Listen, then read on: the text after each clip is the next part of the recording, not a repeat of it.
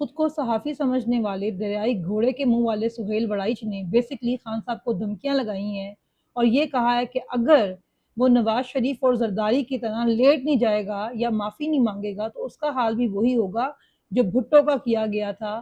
یہ خان صاحب کو کسی اور کے کہنے پر قتل کی دھمکیاں لگا رہے ہیں، تو کان کھول کر سن لیں، دھمکیاں لگانے والے بھی اور آگے پیغام لے کر آنے والے بھی، کہ قوم اور ہم سب جو کچھ برداشت کر رہے ہیں وہ صرف خان کی محبت میں برداشت کر رہے ہیں۔ اگر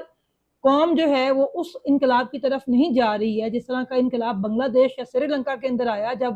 چوکوں پہ کھڑے کر کے لوگوں نے وزراء کو ننگے کر کے جوتے مارے، ان کے بال موندے، ان کے منہ کالے کیے، ان کو باندھ کر مارا، تو اس کی صرف یہی وجہ ہے کہ خان صاحب نے ہمیں کہا ہے کہ آپ نے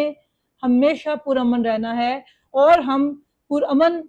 جد و جہد پہ ہی یقین رکھتے ہیں۔ لیکن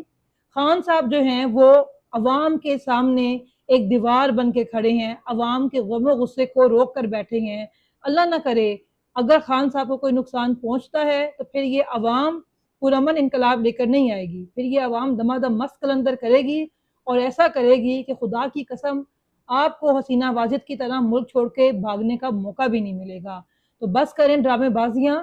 وہ 24 کروڑ عوام کا ایک لیڈر ہے، پوری قوم اس سے محبت کرتی ہے، اور آج جو ہم یہ ناحق سزائیں برداشت کر رہے ہیں، مفروریاں یا قیدیں برداشت کر رہے ہیں، وہ صرف ایک اس شخص کی محبت میں، پاکستان کی محبت میں برداشت کر رہے ہیں۔ تو اگر ہم خان کی محبت میں یا ملک کی محبت میں پرامن ہیں تو عوام کو پرامن رہنے دیں، لوگوں کے ساتھ، لوگوں کے جذبات کے ساتھ کھیلنا بند کریں، کیونکہ ہمیشہ کوئی بھی نہیں رہتا، ہمیشہ صرف اللہ کی ذات رہتی ہے۔ آج آپ ہیں، کل آپ نہیں ہوں گے، تو ڈریں اس وقت سے جب آپ کے پاس عہدے یا اقتدار نہیں ہوگا، تب آپ کا عوام کیا حال کرے گی۔